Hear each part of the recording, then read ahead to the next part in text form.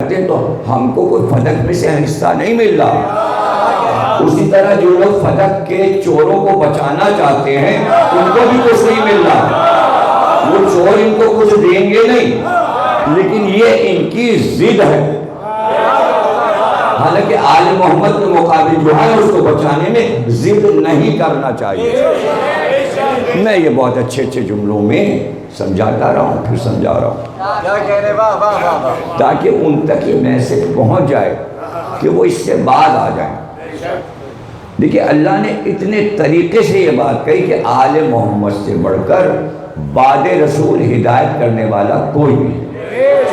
جدھر جدھر علی جائیں گے ادھر ادھر حق جائے گا، جدھر جدھر حق جائے گا ادھر ادھر علی جائے گا۔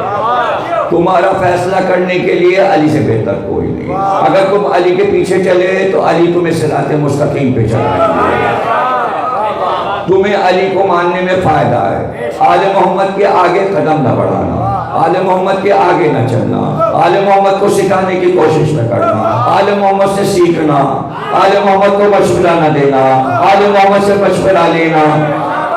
ایک حدیث ہوئی ہے، فرمان ہے کہ رسول اللہ فرماتے چلے گئے اپنے آخری حیات کے مہینوں میں یہی سب بار بار بار بار بار بار سب کا نام لے لے کر پکار کر مجمع سے یہ کہا آل محمد آل محمد۔ اتنی موٹی کتاب میرے پاس ہے انگلینڈ کی چھپی، تقریباً 550-600 صفحے کی، انگریز کی، رسول اللہ کی سوانحات لکھی۔ اس نے جگہ جگہ یہ لکھا ہے کہ رسول اللہ کی پوری کوشش دنیا سے جانے سے پہلے یہ تھی کہ اپنے اہل بیت کو پوری امت کے ذہنوں پر بٹھا دیں، اس لیے کہ امت کی بھلائی آل محمد کو ماننے میں تھی۔ اس لیے رسول کی کوشش یہ تھی کہ مسلمان گمراہ نہ ہونے پائے۔ یہ تو انگریز کہتے ہیں، اور جب انگریز کتابیں لکھتے تو وہ کہتے ہیں یہی صحیح بات ہے، ہر ایک کہتا ہے یہ صحیح بات ہے۔ اب اس کو آپ مست کیجئے، فائدہ کوئی فائدہ نہیں۔ آپ اپنا وقتی طور پہ خوش ہو جائیں گے مسلمان تنقید کر کے آل محمد پر۔ حقیقت یہ ہے کہ امت کی بھلائی اسی میں تھی کہ آل محمد کو مان لیا جائے۔ اب رسول اللہ نے تو کوشش کی، لیکن قرآن نے بار بار کہا، اشارے کی، کونوا مع الصادقین، چھوٹی سی آیت ہے، سچوں کے ساتھ ہو جاؤ، سچوں کے ساتھ ہو جاؤ، یعنی سچوں کا ساتھ دو تاکہ تم بھی سچے کہلاؤ۔ جھوٹوں کے پاس بیٹھو گے جھوٹے کہلاؤ گے۔ اب سوال یہ ہے کہ اگر اللہ یہ کہہ دے کہ صادقین کے ساتھ ہو جاؤ اور صادقین کو اپنا آئیڈیل زندگی کا بنا لو، تو اللہ کے اوپر واجب ہے کہ وہ صادقین کو دکھائے۔ اب آیت آ گئی کہ پوری امت صادقین کا ساتھ دے۔ اب اللہ یہ بھی چاہتا ہے کہ پوری امت پہچان لے صادقین ہیں کون۔ جب تک کہ لفظ صادق سچائی کا مارکا نہ ہو، صادق کیسے پہچانے جائے؟ تو بس اللہ نے دیکھیے کیسا انتظام کیا، اور شروع ہو گیا معاملہ کہ نجران کے راہب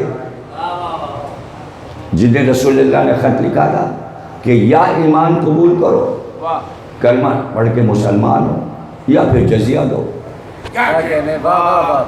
اسلامی حکومت کو ہم کو جزیہ دو۔ اب پورے عرب پہ ہمارا قبضہ ہے، یمن بھی ہمارا ہے۔ اب وہ پریشان ہو گئے، وہ تو بہت شاہی کر رہے تھے نجران میں، ان کی تو ایک طرح سے حکومت بنی ہوئی تھی عیسائیوں کی۔ تو انہوں نے کہا چل کے پیغمبر سے بات کیے لیتے ہیں۔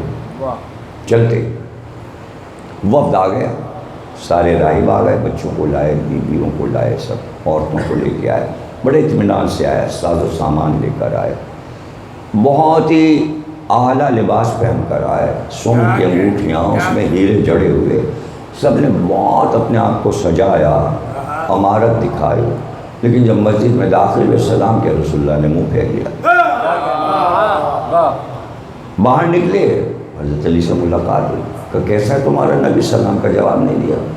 کہا تو یہ پہلے انگوٹھیاں تو اتار دو، یہ جو تم اپنی امیری دکھانے آئے ہو یہ سب اتار کے تم تو کہتے ہو راہب ہو، سادے لباس میں آؤ، تو پھر سادے سفید لباس میں آئے، سلام کیا، رسول اللہ نے جواب دیا۔ کیا مسئلہ ہے؟ ان کا دیکھیے ہم اپنا عقیدہ نہیں چھوڑ سکتے. رسول اللہ نے کہا کیا عقیدہ ہے؟ کہا دیکھیے ہمارا عقیدہ یہ ہے کہ خدا جو ہے وہ تثلیث میں ہے، تین میں. تثلیث یعنی تین، روح القدس یعنی جبریل، مریم اور عیسیٰ، یہ تین جب مل گئے تو اللہ بن گیا. یہی اللہ ہے تینوں. آپ نے کہا یہ شرک ہے، یہ تمہارا عقیدہ غلط ہے. یہ سورہ آل عمران ہے، اس میں یہ گفتگو ہو رہی ہے اور یہ وفد آیا ہے. تیسرا سورہ ہے کلام پاک، سورہ بقرہ، سورہ غم کے بعد اور پھر سورہ آل عمران. وہ نہیں مانے، کہنے نہیں ہم تو عیسیٰ کو خدا ہی مانتے ہیں، خدا کا بیٹا مانتے ہیں. سرکار نے کہا کہ کیوں مانتے ہو خدا کا بیٹا؟ کہ اس لیے کہ ان کے باپ نہیں تھے. آپ نے کہا یہ تو بیار نہیں ہوا کہ جس کے باپ نہ ہو تو وہ خدا کا بیٹا ہو جائے.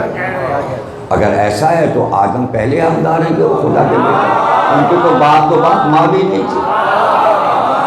پہلے وہ خدا کے بیٹے ہوں تو عیسیٰ کیسے خدا کے بیٹے؟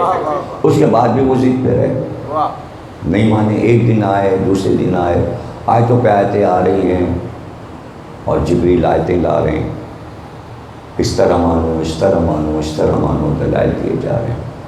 بحث ہوتی رہی، نہیں مانے. اس کے بعد آخری بار جس کے بعد فیصلہ ہوا، آیت آئی فمن حاجک فیہ من بعد ما جاءک من العلم فقل تعالوا ندعو ابناءنا وابناءکم انفسنا وانفسکم ثم نبتہل فنجل لعنت اللہ علی الکاذبین. دیکھیں اس میں سچ کا لفظ نہیں آیا، اس میں جھوٹ کا لفظ آیا.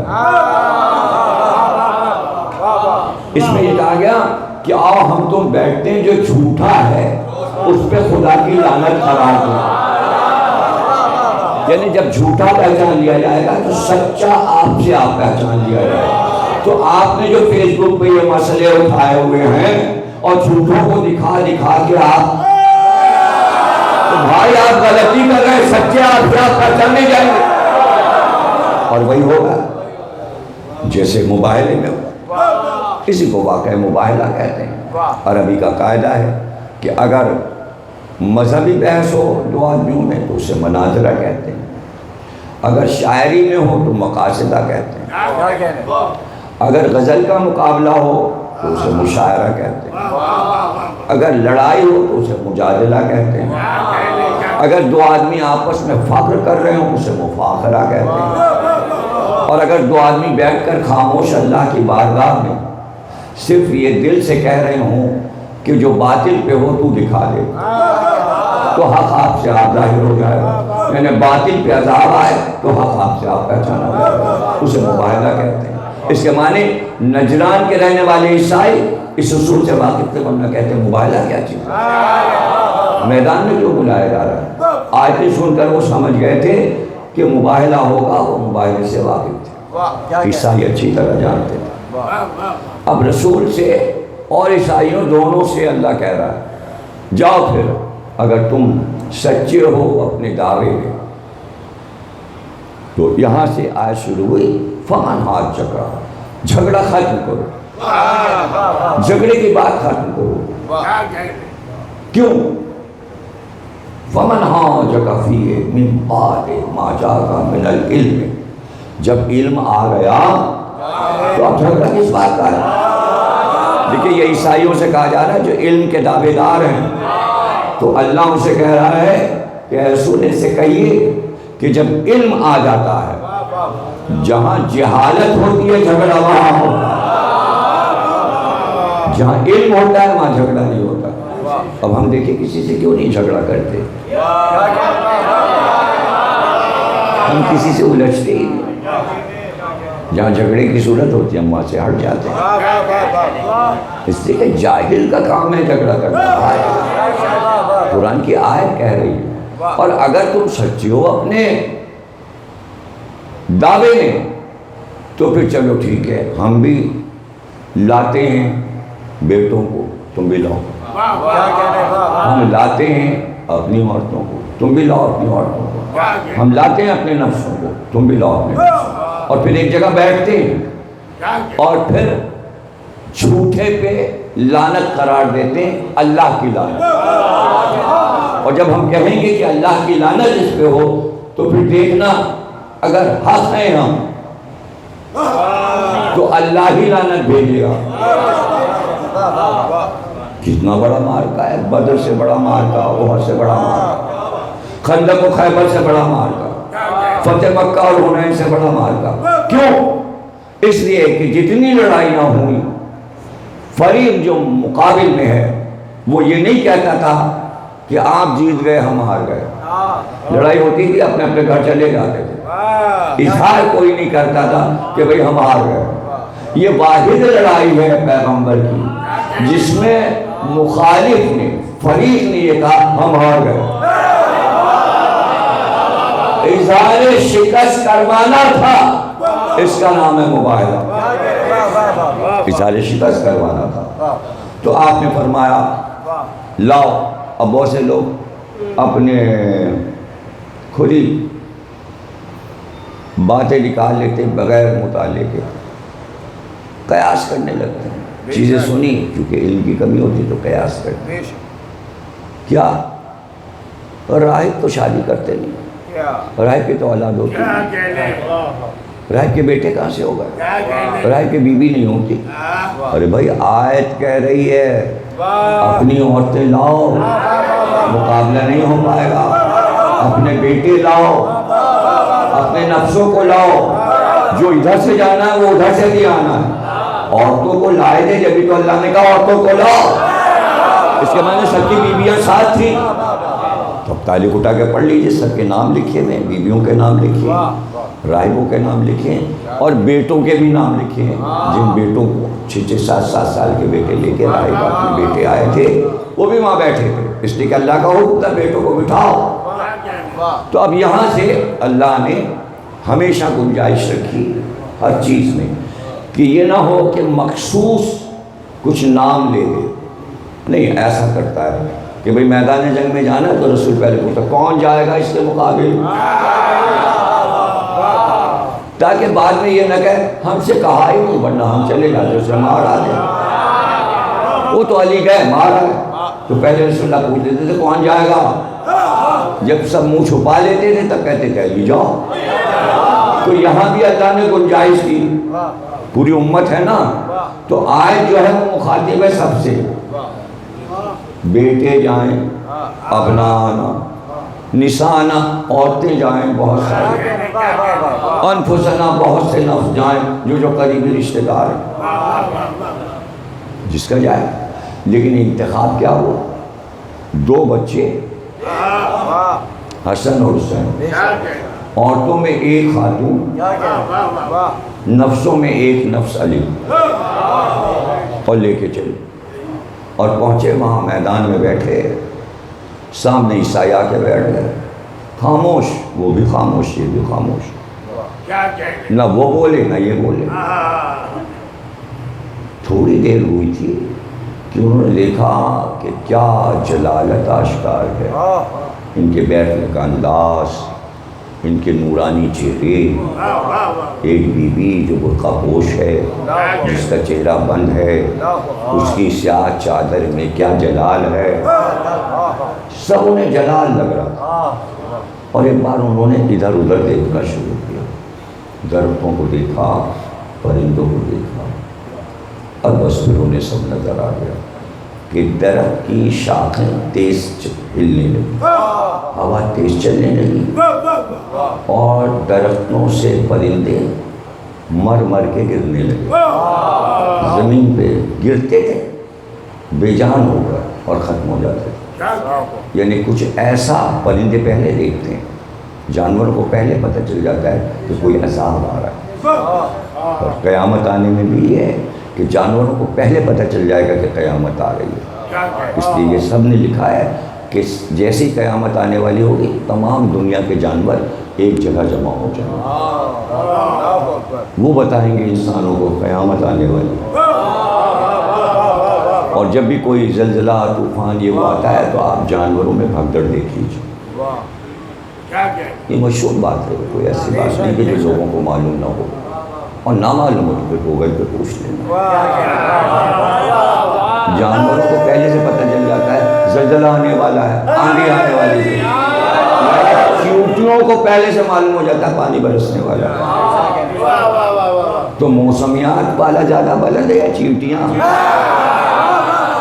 وہ پہلے سے اپنے کھانے پینے کا انتظام کر لیتی ہیں کہ بارش ہونے والی ہے, پہلے سے گھر میں شکر بکر گیہوں وغیرہ سب چاول جمع کر لیتی ہیں چیونٹیاں.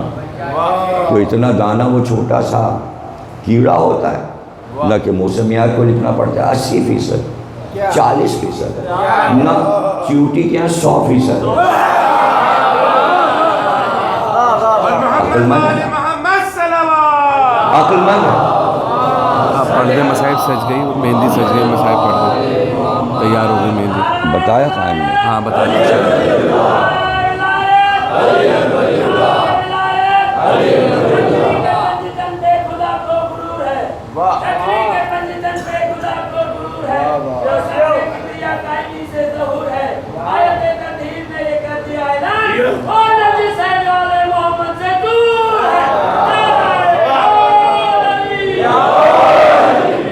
یہ بھی سن کے ہیں, اس وقت نہیں بولے تھے, اور یہ بہت پرانے سامنے ہیں, برسا برس میں ماشاءاللہ سے بہت مومن.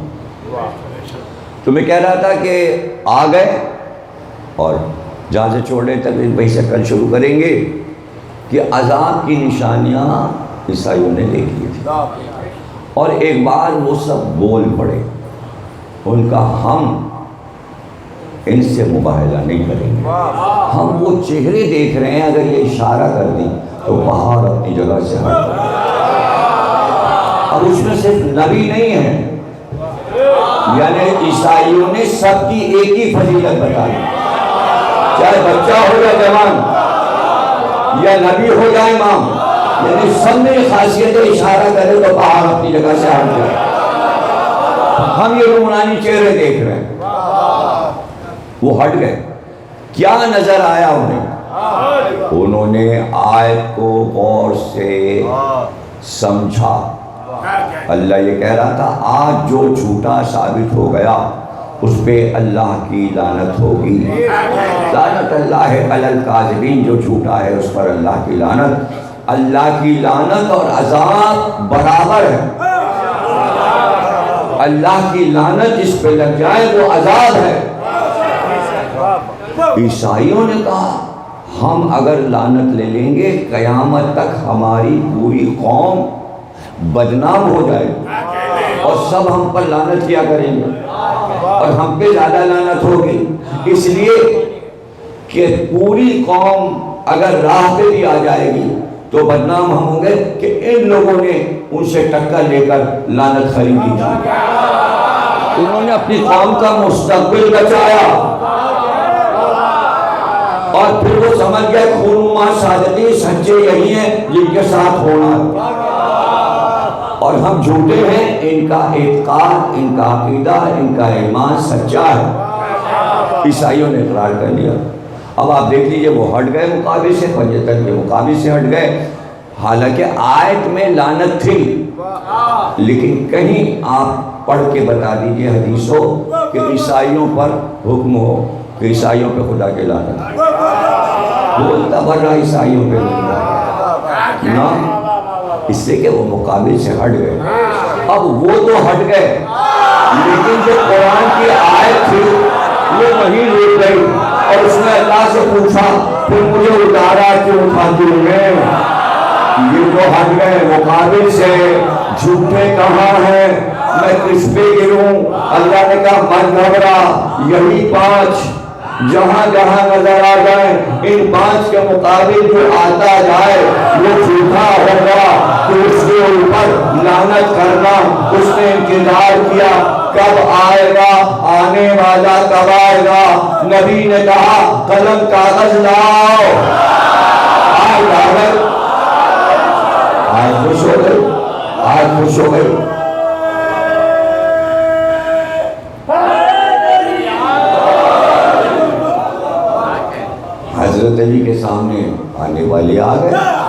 خوش ہو گئے, بی بی کا گھر جلانے آ گئے, آئے خوش ہو گئے. قرآن کو سمجھو پھر کہنا علی نے تلوار کو نہیں. ارے قرآن کی اس آیت نے تلوار نکال لی, اب علی کا گھر آ نکال. یا جملہ سن لو, ختم ہونے بتائے کل پھر یہیں سے پڑھوں گا. یا علی کی ذوالفقار چلے, ایک ہی بات ہے.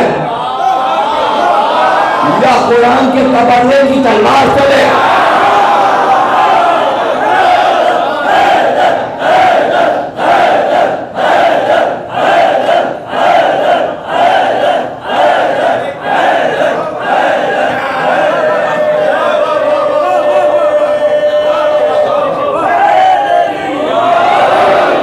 حسن کے مقابل جو آتا ہے, حسین کے مقابل جو آتا ہے, کیا آسان ہے. چاہے موبائل سے سمجھ لو حق کیا ہے, کسی بھی واقعہ کو دل لگا کر پڑھ لو, سن لو, حق نظر آ جائے گا.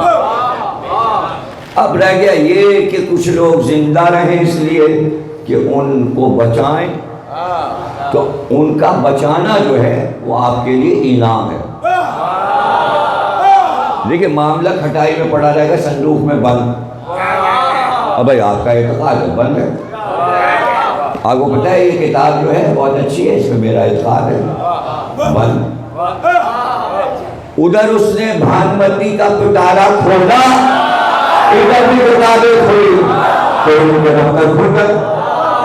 فمن حاجک فیہ من بعد ما جاءک من العلم, یہ ہے علم کا معاملہ. یعنی علم کے ساتھ لعنت اللہ علی الکاذبین, جھوٹوں پہ خدا کی لعنت. تو امام حسن علیہ السلام سے کوئی لڑ رہا ہے کہ آپ نے حکومت دے دی. اب بھائی یہ تو سمجھو کہ قرآن کی آیت کیا کہہ رہی ہے, وہ کہاں جا رہی ہے. دولت سے بڑھ کر یہ ہے حسن کے لیے کہ آیات اس کو برا کہہ رہی ہیں, اب تاریخ اس کو کیسے سجا کے پیش کرے گی. تو امام حسن علیہ السلام بھی کہہ رہے کہ کربلا آخری مارکہ ہے, ہمارے گھر کا آخری مارکہ کربلا ہے. سب نے تیاری کی, علی نے اپنے بیٹوں کو تیار کیا, عقیل نے اپنے بیٹوں کو, جعفر تیار نے اپنے بیٹوں کو. تو امام حسن نے اپنے 8 بیٹوں کو وصیت کی تھی, کربلا جانا اور جان فدا کر دینا. جس وقت جنازہ سجا کر حضرت امام حسن مصطفیٰ کا رکھا گیا اور چہرے سے چادر ہٹی کہ سب بیویاں چہرہ دیکھ لیں, تو حضرت اس نے فرما دیا. اور جب وہ آئیں تو 4 سال کے حضرت قاسم ماں کی گود میں جھک کر ماں کے ساتھ باپ کا چہرہ دیکھا تو قاسم بلک کر رونے لگے, بابا میں کیا کر سکتا ہوں آپ کے لیے. اماں بے سہارا ہو گئیں. تو کہا جاتا ہے روایت میں, زنجانی نے انوار خمسہ میں لکھا ہے یہ بات, روایت لکھی کہ بندے کفن ٹوٹ گئے. حسن نے ہاتھ پھیلا کے قاسم کو اپنی گود میں لے کے لپٹا دیا, میرے قاسم کربلا جانا ہے, حسین پر سے جان قربان کرنی ہے. یہی وجہ ہے کہ قاسم بار بار حسین کے پاس آتے, چچا ہمیں میدان جنگ کی اجازت دے دیجیے. لیکن امام حسین یہی کہتے, قاسم تو میرے بھائی کی نشانی ہو, میں تمہیں کیسے جانے دوں. جب دیکھا کہ حسین اجازت نہیں دیتے, خیمے میں آ کے خاموش بیٹھ گئے. ماں نے دیکھا کہا قاسم بہت اداس ہو, کیا بات ہے, میدان جنگ میں نہیں جاؤ گے, حسین کی نصرت نہیں کرو گے. کہا اماں ہم چچا سے بار بار اجازت مانگتے ہیں, چچا جانے نہیں دیتے. ماں نے کہا بیٹا تمہارے باپ نے ایک وصیت نامہ تعویذ کی شکل میں تمہارے بازو پہ باندھا تھا بچپن میں, اور کہا تھا جب بلا اور مصیبت کا کوئی دن آئے تو اس کو کھول کے پڑھ لینا. اے قاسم آج سے پڑھ کر کون سا بلا اور مصیبت کا دن ہو سکتا ہے کہ لاشوں پہ لاشیں آ رہی ہیں. قاسم ذرا اس بازو کے تعویذ کو کھولو. اور جو کھولا اسے پڑھا لکھا تھا, قاسم کربلا کے گھر میں حسین بے کس و مظلوم ہو جائے گا, تو تم اپنی جان حسین پر سے فدا کر دینا. حسین کی نصرت میں माँ ने तहरीर देखी का बेटा चचा के पास ही तहरीर ले जाओ। हजरत कासिम वो तहरीर लेकर आए। कहा चचा ये देखिए बाबा ने क्या लिखा है। कहने के हसन को हुसैन ने देखा, आंखों से लगाया, चूमा सर पे रखा और उसके बाद कासिम को लिखा दिया। कासिम ये क्या तहरीर लिखा थी मेरे लाल, मैंने तो बड़े अरमानों से तुम्हें रखा था। मैं तुम्हें समझता था कि हसन की यादगार हो। मैं अली अकबर से ज्यादा तुम्हें चाहता था कि तुम यतीम हो। तुमने जो कहा हुसैन ने वो बात, तुम्हारी बात को माना, पाए तकमील तक पहुंचाया। ये कह के गले से लगाया, रोना शुरू किया, गिरिया तारी हुआ। कासिम समझ गए हुसैन मैदान जंग में जाने नहीं देंगे। फिर बाद वहीं जमीन करबला पे कासिम बैठ गए और बैठने के बाद हुसैन के दोनों हाथों को बारी बारी लेके और चूमना शुरू किया। हाथों को चूमते जाते और हाथ चूमते चूमते एक बार पैरों से गिरे और हुसैन के पैर चूमते जाते थे और कहते थे चचा जहां इजाजत दे दीजिए, मैदान जंग की इजाजत दे दीजिए। कहते निपटा के बहुत रोए। कासिम तुमने मजबूर कर दिया कि मैं तुम्हें मैदानी जंग भेजूं। अच्छा आओ मेरे साथ आओ। खैमे में लेकर आए, इमाम हसन का अमामा सर पे पिन्हाया, इमाम हसन का कुर्ता पिन्हाया, अमामा बांध के शमले लटकाए। ज़ैनब ने पूछा ये शमले क्यों लटकाए? अरमान था कि कासिम की शादी हो, हमने कासिम को दूल्हा बना दिया।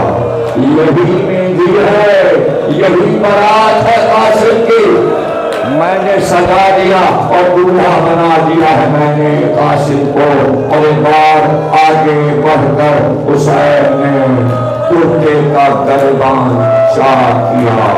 हज़रत ज़ैनब का भैया किसी शहीद का गलबान चाक नहीं किया, इसका कुर्ता क्यों फाड़ा? अरब में जिसका कुर्ता फटा होता है गलबान से, निशानी है कि वो यतीम है।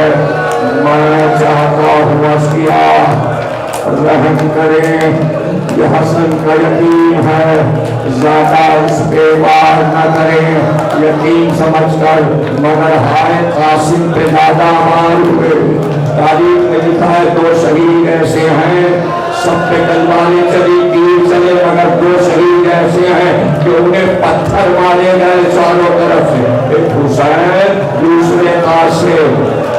तीर भी चले, पत्थरों से मारा जा रहा था। हज़रत कासिम को बड़ी शजाअत से बड़े कासिम लड़ते लड़ते हमला किया। भाले वाले नेज़े वालों ने कासिम को घेरा और एक बार कासिम ने हमला किया। घोड़े से गिरे, आवाज दी चचा जान, कासिम घोड़े से गिर गया। एक बार हुसैन ने अब्बास को देखा, अली अकबर को देखा, कहा अब्बास एक तरफ मैं हमला करूं, एक तरफ तुम हमला करो, कासिम को लेकर आना है। जब सवालों ने देखा कि दो भाई मिलकर लड़ रहे हैं तो आपस में मशवरा किया और कहा उधर के घोड़े इधर आए, इधर के घोड़े उधर जाएं, ताकि हम और हुसैन से इंतकाम ले। एक बार घोड़े दौड़ रहे थे, एक आवाज थी, मक्तल में लिखा एक आवाज थी जो बार बार आती थी, चचा बचाइए, चचा मुझे बचाइए, चचा मुझे बचाइए।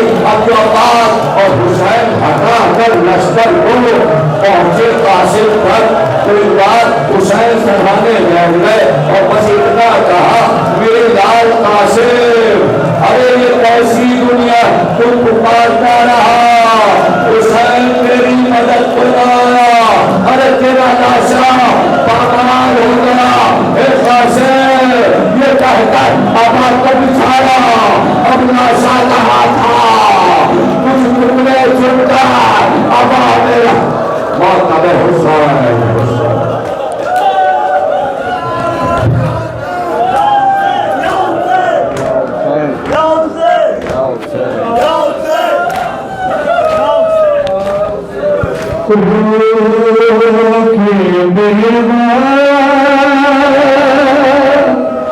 हसन की पुकारी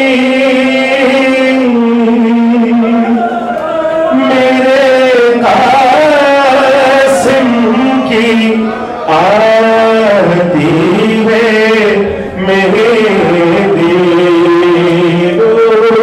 के बेवा हसन की पुकारी मेरे कासिम की आरती है मेहंदी आज के दिन की जो